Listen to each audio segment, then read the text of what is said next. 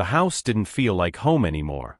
14-year-old Amara Jameson stood frozen in the hallway of their Atlanta mansion, clutching her school bag tightly to her chest. Her eyes followed her stepmother, Vanessa Sinclair, who glided through the living room in a silk robe like she owned the air itself.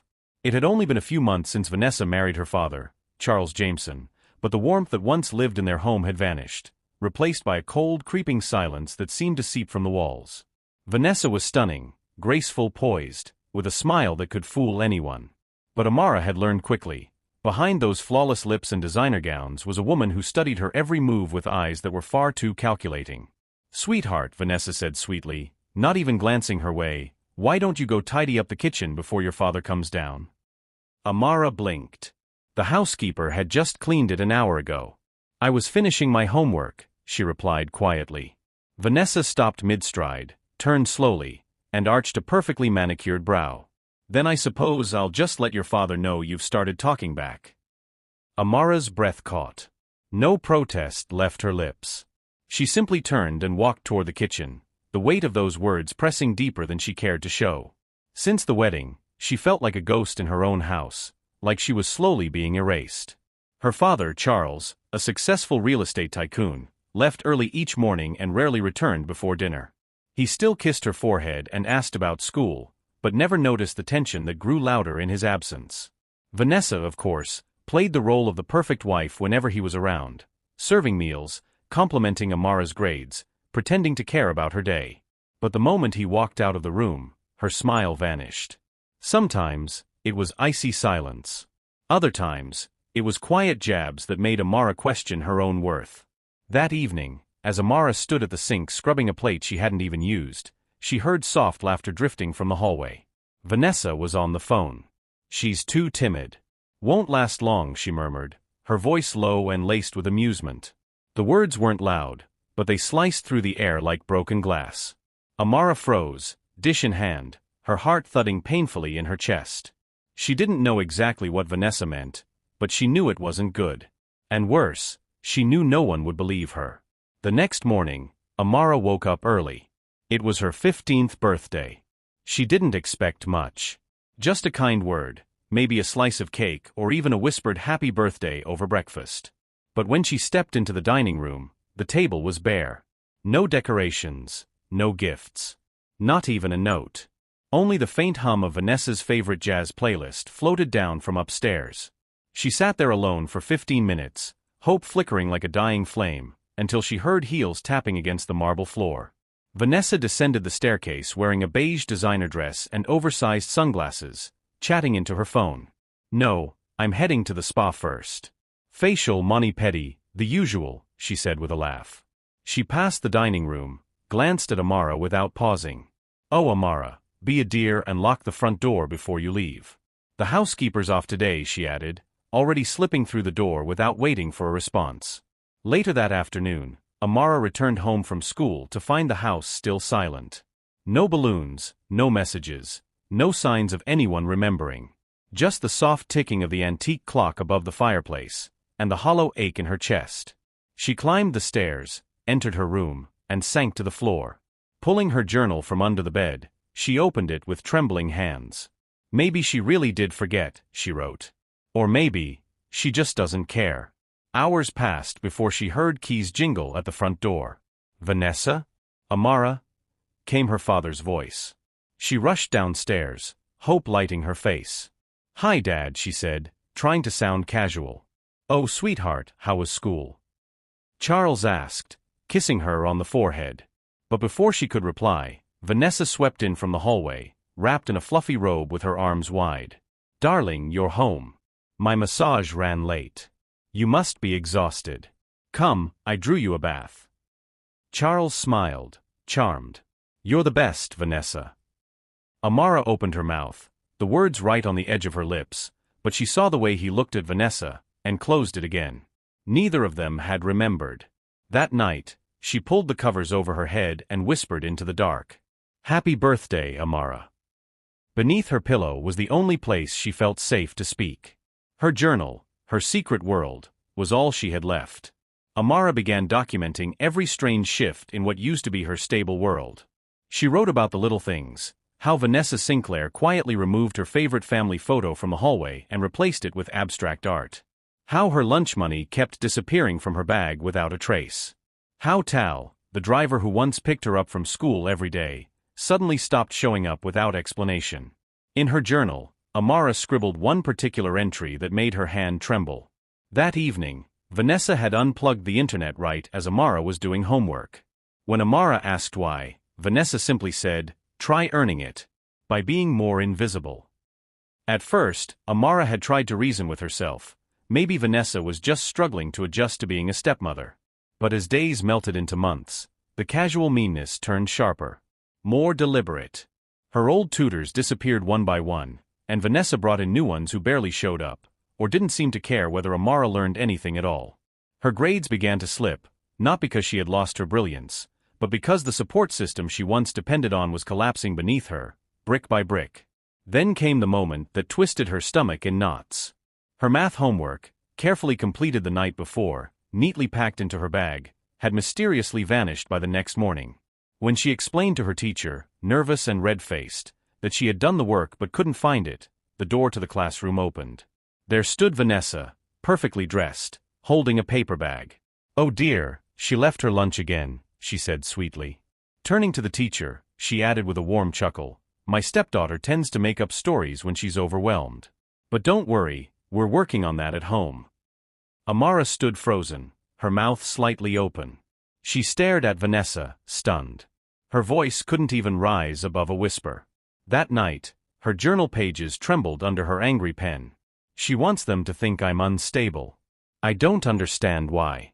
After that, Amara stopped leaving her journal under her pillow. She pried loose a tile in her bedroom wall and hid it behind there, her one place of truth, protected from Vanessa's reach. It became her anchor. Her only proof that she wasn't imagining any of this. Every lie Vanessa told, every manipulation, every cold smile that masked cruelty, Amara wrote it all down like sharp arrows aimed at an invisible enemy. She didn't know yet what she'd do with those words. But something in her spirit whispered, they will matter one day. It was a warm Saturday afternoon when Amara saw her father in the backyard. Charles Jameson was hunched over one of his flower beds, trimming the hedges he took such pride in. Sunlight filtered through the trees, casting speckled shadows on the freshly cut grass. She stood at the edge of the porch, the journal hidden behind her back, her fingers clutching it tightly. "Dad," she called softly. Charles looked up, wiping sweat from his forehead with a towel. He smiled. "Rosebud, haven't heard you call me that in a long time." Amara forced a small smile and walked over to him, her heartbeat echoing in her ears. She sat beside him on the old wooden bench and hesitated before speaking. "I need to talk to you." "Just us," she said, voice thin. He nodded, attentive. "Of course." She looked down at the grass, summoning courage. "I don't think Vanessa likes me, Dad. She's been doing things. Taking my stuff. Telling my teachers I lie. Making me feel like I'm always wrong." Charles's brow furrowed. Before he could respond, the screen door creaked. Vanessa stepped onto the patio, holding 2 glasses of fresh juice. Her expression was all sunshine. "I hope I'm not interrupting," she said sweetly. "Just thought you might need something cold." Charles took the glass without hesitation. "You're always so thoughtful, Vanessa." Amara's lips tightened. "I was actually trying to tell you something, Dad." Vanessa sat beside Charles and placed a hand lightly on his knee. "Darling, Amara's been under a lot of pressure lately. She's been writing some troubling things in a notebook. I didn't want to bring it up, but I found it while tidying." Amara froze. She found the journal. "That's not true," Amara said quickly, her voice cracking. "You had no right to." "Sweetheart," Vanessa interrupted, her tone gentle and smooth. "I'm only trying to help. Sometimes our thoughts get away from us, especially when we're going through a rough time." Charles looked between them, confused and visibly uneasy. "Amara, is that true?" he asked carefully. "I'm not making it up." Amara cried. "She's doing this to me on purpose. You have to believe me." But Vanessa's tone didn't waver. She leaned in closer to Charles and said softly, "She's still grieving, love. Maybe some therapy would help." Charles sighed deeply, unsure. Maybe it's just a phase. And just like that, the wall between father and daughter grew taller than ever. That night, Amara sat on her bedroom floor under the flickering light of a candle. Her eyes brimmed with rage and heartbreak as she tore out the last page from her journal. She held it over the flame, watching as the paper curled and darkened, her truths devoured by fire. The soft glow of the hallway nightlight slipped beneath her door, casting long shadows across the floor. But Amara couldn't sleep. Not with the storm raging inside her. She lay awake, knowing something had shattered. And this time, she wasn't sure she could ever fix it. The shadows on Amara's bedroom wall stretched long and twisted beneath the glow of the night light. Just past midnight, she slipped quietly out of bed to get a glass of water, her mind still heavy from everything she'd burned into silence the night before. As she walked down the hallway, she slowed near the study. The door was ajar. Soft, muffled laughter trickled out, and the golden light inside poured onto the floor like a secret trying to escape. Curiosity stirred in Amara's gut. She crept closer, her bare feet soundless on the hardwood. Inside, she heard Vanessa Sinclair's voice, clear, smug, and cold. "It's only a matter of time," Vanessa said, her tone dripping with satisfaction. "She's too soft. If she sticks around much longer, she'll start asking questions about Charles's accounts." A man responded, low and cautious. "You sure he won't notice?" Vanessa gave a soft laugh that made Amara's skin crawl. "He only sees what I let him see. As for the girl, she won't be around much longer. Trust me." Amara's heart slammed into her ribs. She took a step back, her hand flying to her mouth. Her stepmother wasn't just cruel, she was planning something. And it was far more sinister than she'd imagined.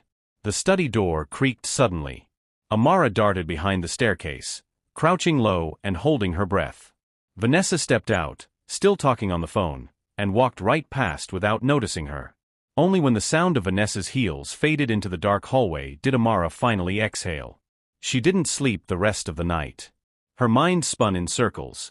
What did Vanessa mean by accounts? Who was that man? Why was she so desperate to get rid of me? The fear that had haunted Amara for months now had a face, and a voice. Vanessa wasn't just jealous.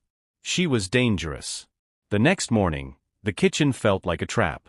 "Good morning, sunshine," Vanessa chirped cheerfully as she poured fresh orange juice. Her smile was wide, but hollow. Amara sat down slowly, watching her every move. "You look pale," Vanessa said, tilting her head just slightly. "Are you feeling off?" Her voice was soft, but her eyes held something icy and cold. Amara gripped her spoon tightly. "I'm fine," she said, her tone clipped. But inside, everything had shifted. Fear had turned into something sharper, instinct. And now, Amara was watching everything. It began at school. One afternoon, she opened her locker to find it ransacked. Notebooks missing. And worst of all, her scholarship application envelope was gone. Frantic, she retraced her steps, her breath catching as she approached the guidance office. "I left it here Friday afternoon," she said, her voice shaky. The counselor looked puzzled. "We never received anything, Amara. Are you sure?" Back home, Amara raced to her drawer where she kept her most important papers, her birth certificate copy, her bank info, her late mother's final photo. Gone. Everything, gone. She tore through her room like a storm, drawers flying open, boxes appended, panic rising like a flood inside her chest. That evening, she stormed into the kitchen where Vanessa was calmly slicing strawberries on a marble board. "Where are my documents?" Amara asked, her voice shaking, but stronger than before. Vanessa raised an eyebrow, not even looking up.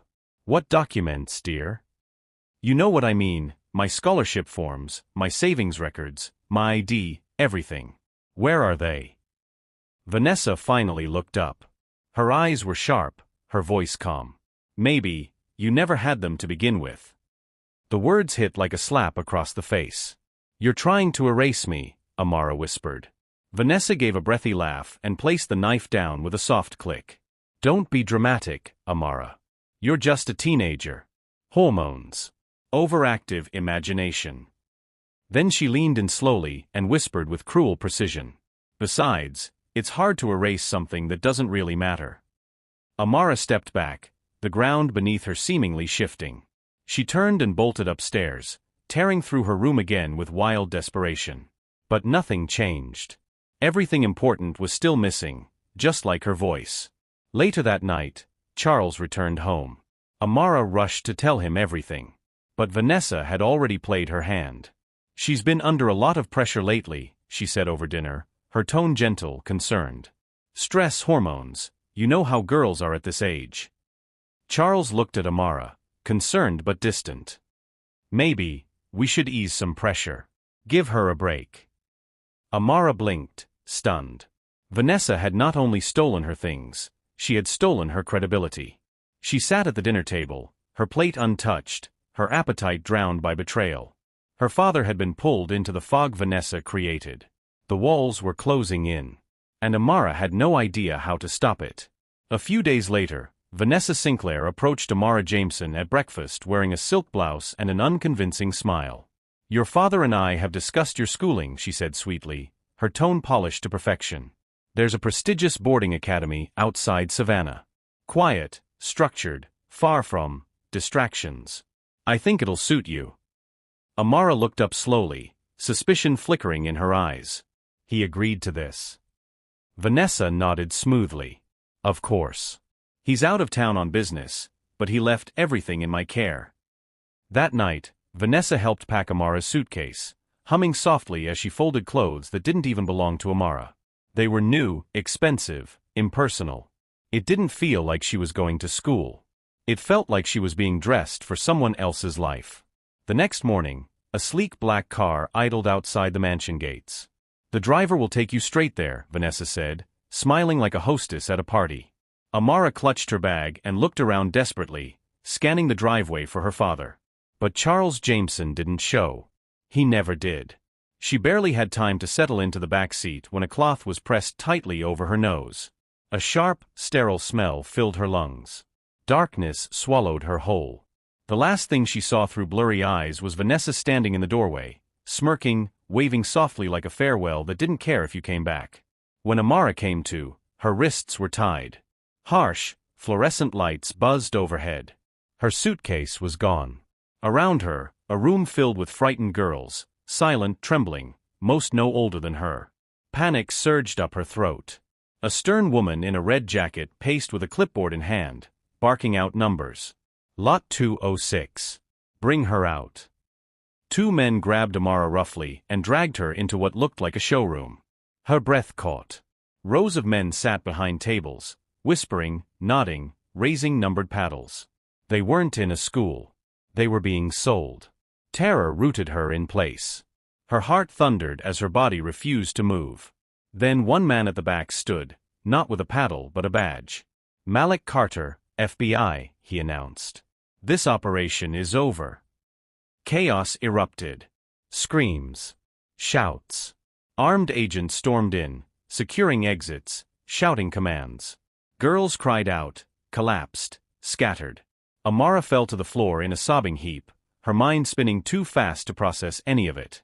A pair of hands reached down toward her, but this time they were gentle.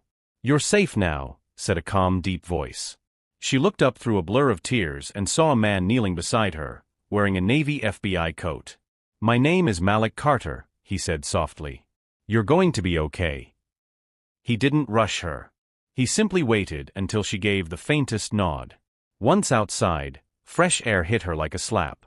He helped her into a waiting van where other rescued girls sat in stunned silence. Malik made sure she was seated beside him. "Is there anyone I can call?" he asked gently. "Any family?" Amara hesitated, her voice barely a whisper. "They did this to me." Malik's eyes sharpened with realization. "Someone in your family?" She nodded slowly. "My stepmother." She said, "It was a school." He didn't press further. Instead, he wrapped a warm blanket around her shoulders. "You don't need to say anything more tonight," he told her. "You've been through enough." They arrived at a temporary shelter on the outskirts of Atlanta, miles away from the glittering streets Amara once knew. It was plain, quiet, tucked behind tall hedges and high fences. But it was safe. Malik stayed the entire night, brushing off officers who tried to interview Amara right away. "She's not a case file," he told them. She's a girl who was nearly erased. Amara sat silently among the other girls, shattered pieces of young lives, just like her. For the first time in weeks, she allowed herself to cry. Real, uncontrollable sobs that racked her whole body. Malik didn't interrupt. He sat nearby, always watching, never pushing. That silent presence, after months of manipulation and gaslighting, felt like her first taste of safety. Days passed. The shelter wasn't luxurious, but it was warm. It had soft beds, kind counselors, and most importantly, no Vanessa. Amara barely spoke. She observed from corners. She didn't trust easily anymore. But Malik kept showing up. Sometimes he'd sit beside her in the courtyard with a book. Other times, he brought snacks she never asked for. "How are you holding up?" he'd ask gently. She never answered, until one afternoon, when her voice finally cracked through the silence. "Are they going to arrest her?" Malik paused. "We're trying. But it's complicated. These kinds of operations hide their tracks well. And your stepmother, she knew exactly what she was doing." Amara's fists clenched in her lap. "I don't want to go back." "You won't," Malik said, locking eyes with her. "I promise." He explained that her father had traveled overseas, and no one had even filed a missing person report. Vanessa had told everyone Amara was attending a school abroad. The worst part? There's no legal trail, Malik added. No signatures. No transfer papers. Nothing ties her to the auction directly. Amara sank deeper into her chair, eyes hollow. "So she wins." Malik shook his head. "Not if you survive. Not if you rebuild a life she never saw coming." Those words stayed with her. That night, Amara stood in front of the mirror in her room, studying the bruises that lined her arms and ribs. They were fading, but they were proof. Proof that Vanessa hadn't succeeded. The next day, Amara approached Malik with quiet determination. "If I wanted to disappear, and come back as someone new, could you help me?" He was surprised by her calm tone, but he nodded. "Yes. But understand this, becoming someone new doesn't mean forgetting who you are. It means choosing who you'll be." And just like that, a new chapter began. 3 weeks later, Malik drove Amara down a winding countryside road toward a small town in rural Georgia. The sky was wide. The road was quiet. The air felt like a breath she hadn't taken in years. "From now on," Malik said gently, "you'll be known as Amara Bennett. Your records, your school files, everything's been adjusted. You'll be staying with a retired teacher. Her name is Miss Evelyn Hart. She's kind. She understands how to care for people rebuilding their lives." Amara looked out the window, watching the town's welcome sign roll past. "Do I have to forget everything?" she asked softly. Malik shook his head. "No. But you don't have to carry it every day either." In her lap, Amara clutched the only thing she'd managed to hide from Vanessa, her journal. Inside were memories, names, and pain scribbled into pages that refused to be erased. The house she arrived at was old, but cared for. Cozy. Full of life despite its quiet exterior. Miss Evelyn Hart greeted her with warm tea and eyes that had seen their share of pain. "You can stay as long as you need," she said. "And when you're ready to speak, I'll listen." Amara enrolled in the local high school under her new name. She spoke little. Kept to herself. But her focus was razor-sharp. She studied harder than anyone, like survival depended on every page. And at night, she wrote. Not as a victim, but as a girl collecting strength. One evening, Miss Evelyn passed her room and overheard Amara whispering through her open notebook. "I'll return one day. Not to beg. Not to explain. But to show her what she built when she tried to break me." From that day forward, every class, every chapter, every quiet scribble became part of a plan, a slow-burning fire building beneath her silence. By the time Amara turned 18, the girl who once shrank in the shadows of cruelty had become unrecognizable. She stood tall now. Her cheekbones sharper, her gaze steady, her presence unshakable. She woke before sunrise and sat by the window with law books spread across her lap, years ahead of the curriculum, devouring every line. She had found a new obsession. Justice. Not through rage. Through knowledge. One night, after her final exams, Amara stood in the hallway mirror of Miss Evelyn's home. The woman staring back wasn't just surviving. She was becoming. "You made it through the fire," she whispered. "Now learn how to carry it." And Miss Evelyn noticed the change too. One quiet evening, Miss Evelyn Hart stepped into Amara's room, holding a crisp white envelope in her hand. Her eyes shimmered with pride as she set it on the desk. "An acceptance letter came," she said softly. Amara stared at it as if it might disappear. With trembling hands, she opened the envelope slowly. Inside was a formal letter from the Georgia State University School of Law, full scholarship. A single tear rolled down her cheek before she could stop it.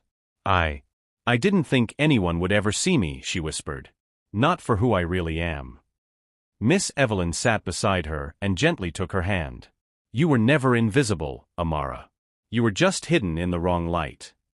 That night, Amara pulled out her old journal for the first time in 2 years. But this time, she didn't cry. She studied it. Every entry. Every manipulation. Every omission. She marked dates with sticky notes and underlined names with red ink. The journal had transformed. It was no longer her sanctuary. It was evidence. A quiet weapon. A growing fire waiting for its match. When her first day of law school arrived, it was intimidating. Students in crisp suits filled the halls, already forming study groups and prepping for mock trials before the semester even began. Amara sat silently in the back row of her first class, her pen moving with focused precision. That's when Talia Brooks burst in, late, flustered, and laughing at herself as she shuffled her scattered papers. She dropped into the empty seat beside Amara with a dramatic sigh. "God, first class and I've already embarrassed myself," she muttered, then turned to look at her new seatmate. "You look like you've read the syllabus 6 times. Amara didn't smile, but she replied calmly, 7 actually. Talia blinked, then burst out laughing. "Oh, you're either a genius or the only person I need to sit next to all semester." From that moment on, the two became an unlikely pair.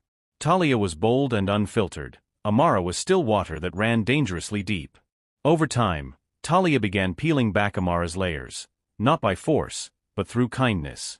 They studied late together, debated ethics over dollar tacos, and slowly learned each other's silences. But Amara never told her the truth. Instead, she listened. Talia often talked about injustice in her community, about her dream to open a firm that fought for the voiceless, and her hatred for women who used power to exploit others. "They act like the world owes them," Talia would say, her voice fierce. "But people like us, we'll build justice with facts, not favors." Amara always nodded quietly, storing those words like stones in her pocket. One evening, as they walked under the soft orange glow of the campus lights, Talia nudged her playfully. "You never talk about your family," she said. "Don't you miss them?" Amara looked up at the stars, her voice like steel. "No. Some things are better left buried." She knew she would have to tell Talia one day. But not yet. Not until it could be used for something bigger. During her 3rd year, Amara landed a highly sought-after internship at a private investigative law firm in downtown Atlanta, specializing in corporate fraud. Most students chased prestigious clerkships or court externships. Not Amara. She wanted access, databases, systems, hidden loopholes. She barely spoke to the other interns. She buried herself in paperwork, auditing files most overlooked. And one night, deep in the archive room, a familiar name slammed into her chest like a punch. Vanessa Sinclair. The air left her lungs. Her hands trembled as she scanned the fraud report, allegations of tax evasion, money laundering, falsified reports tied to a cosmetics company now valued in the millions. Submitted anonymously. Dismissed due to lack of solid evidence. The date on the file? 2 years after Amara had vanished. Her eyes skimmed emails, receipts, redacted names. Vanessa had not only reinvented herself as a CEO, she had become untouchable. That night, Amara couldn't sleep. She sat at her dorm window, watching the Atlanta skyline blur through her tears. She whispered into the dark, "Did you know what she really was, Dad?" No answer came. Only silence. But the ache in her chest grew louder. The next morning, Amara copied the file onto a flash drive and slipped it into her notebook. She didn't tell Talia, not yet. She needed to sit with the truth first. Later that week, she returned to the office and quietly searched for anything tied to Charles Jameson. She found one file. His will. It had been amended just 1 month before his sudden death. Amara's name was removed as the primary beneficiary. Vanessa was listed as the sole executor. The signature, it didn't look right. Too shaky. Too unlike the steady hand of the father she remembered. Something in Amara snapped into place. Vanessa hadn't just stolen her future.